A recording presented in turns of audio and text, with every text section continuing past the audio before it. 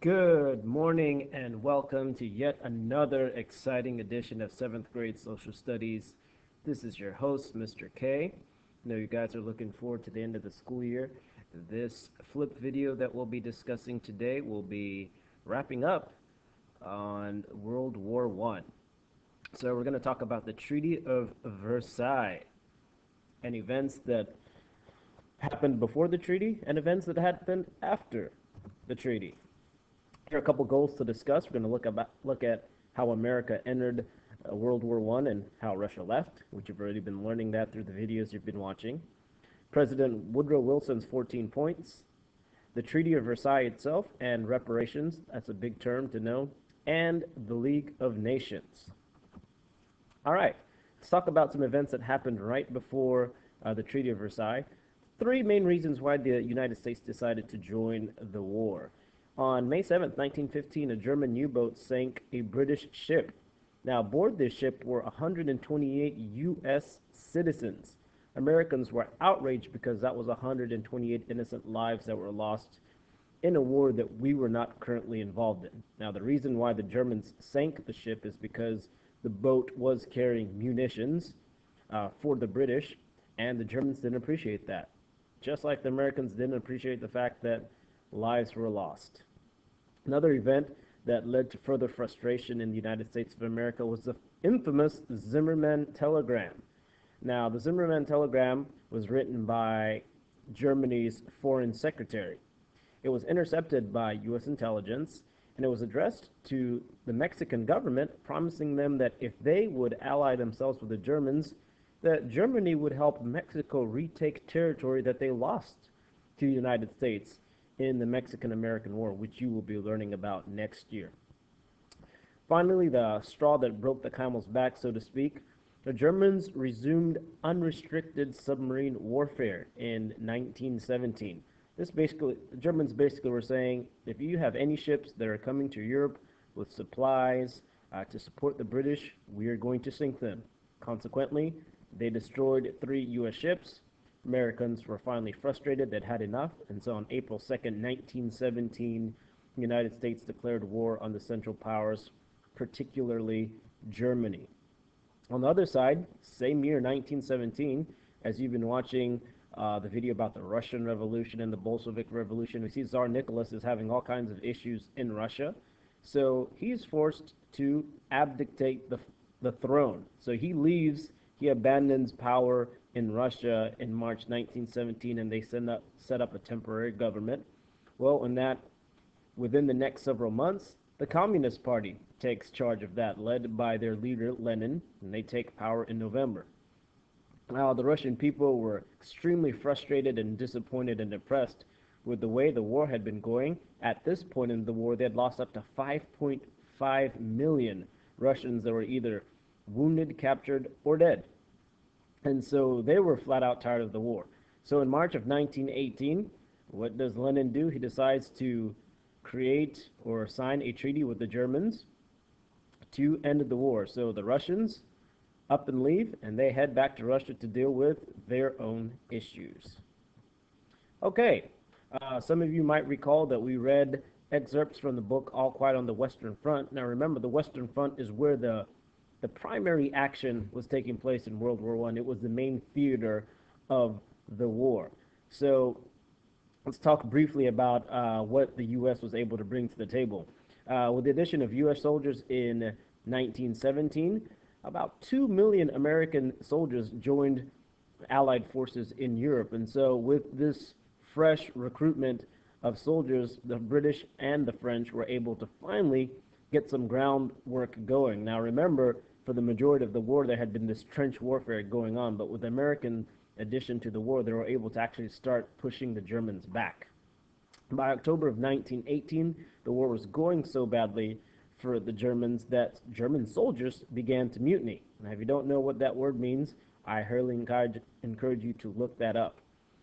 This caused Kaiser William II, who was in charge of Germany at the time, to step down on November 9th, 1918. Consequently, 2 days later, a new temporary government, a democracy as a matter of fact, was set up in Germany, and they agreed to an armistice. Basically, this was an end an agreement to end fighting. So this all happened on the 11th hour of the 11th day of the 11th month, November 11th, 1918. So it was pretty significant. One thing I also want to mention, that final push against the Germans, the French and the British really began to utilize tanks. And so this gave them a superior edge as far as technology over the Germans. Now, the Germans had been quite innovative throughout the war, but for some reason, they weren't as thrilled about the tanks as the Allies were. Now, that totally changes in World War II, and you'll learn about their famous Panzer Division when we study them. Okay, so this leads to the end of the war, and it leads up to the Treaty of Versailles, which took place at the Peace of Paris Conference. There were four major players, and these are the gentlemen here of the victorious Allied nations. So from left to right, we've got David Lloyd George, the Prime Minister of England, or the United Kingdom. We've got Vittorio Orlando of Italy. Remember, Italy had switched sides right in the middle of the war, so I think they kind of knew who was going to win this thing and who was going to lose. So they weren't viewed very highly by the Austrians and the Germans, kind of seen as traitors. But what do you know? They end up being allies again in World War II. We've got President of France right over here, and then finally our very own U.S. President Woodrow Wilson. So these were the main players in the conference. So the Paris Peace Conference took place at the Palace of Versailles. If that name looks familiar, it should. And this was King Louis's residence during the French Revolution. So if you ever get the opportunity to travel to Paris, by all means, go take a look and visit the Palace of Versailles. Take lots of pictures. Shout out to Tess Greenberg, who went to Italy and took some fabulous pictures of her time in Italy. And I even got to see pictures of Florence, what I thought was pretty exciting, and the Sistine Chapel. Anyway, January 18th, 1919 had over 32 delegates from different countries at the conference. Now remember, this was a global war, but we've just been focusing on the main actors. Notice that Germany and both Russia were excluded from this conference. That's going to be important. A year prior to this conference, in January of 1918, President Woodrow Wilson had given a speech to Congress outlining his proposal of peace. It was called the 14 Points.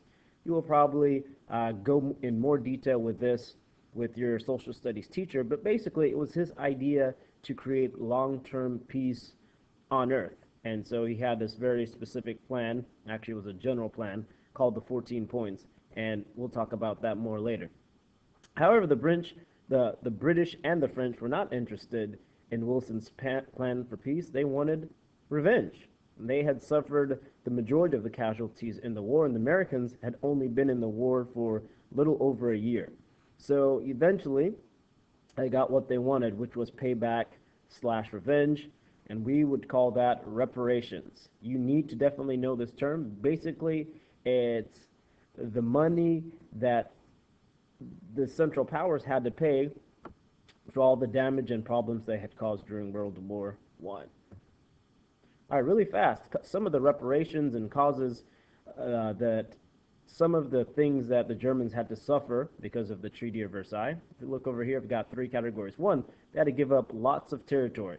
This region over here is called the Alsace-Lorraine. The French were still very afraid and timid when it came to the Germans, so they wanted to secure their border. So the Germans were forced to give up that land and territory. Not only that, but they were forced to cede over additional land in Europe and their colonies in Africa and the Pacific. Germany was also prohibited from having an air force, any submarines, and they were forced to reduce their standing army. Add to that they were not allowed to manufacture or import any weapons of war or materials. And so you're actually going to study in your classes and take a look at some of the reparations in more detail, what the German people as a whole had to face. Finally, the Allies forced the Germans to accept the entire blame of the war. Keep in mind that this whole domino effect was really started by the Serbians. This was known as the War Guilt Clause, Article 231 of the treaty, and again, the Germans were forced to own up to essentially causing the entire war, which from a historical point of view is just entirely untrue. The Allies also stuck them with this $33 billion bill that they would have to pay over the next 30 years. At the end of World War I, Germany was already on shaky financial footing. One of the delegates that left the conference said that the treaty was a peace built on quicksand, meaning it was highly unstable. So to wrap things up, we're going to talk about the League of Nations. Even though President Wilson was a part of the negotiations at the Paris Peace Conference, United States Senate, which is the body that approves treaties, rejected the Treaty of Versailles. So it was kind of a slap in the face to all the work that Woodrow Wilson had been doing.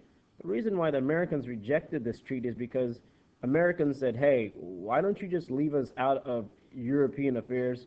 We would prefer to be isolated. So they took this view of isolationism and really didn't want to be involved with anything in Europe. America was far more concerned with their own issues. And to add salt to the wound, Americans weren't thrilled about Wilson's League of Nations. Now, this will be discussed in the 14th point of his 14 points peace plan. What President Wilson had envisioned was creating a League of Nations that would prevent future conflict on a global scale. So it was really a bunch of countries just working together to prevent further crises.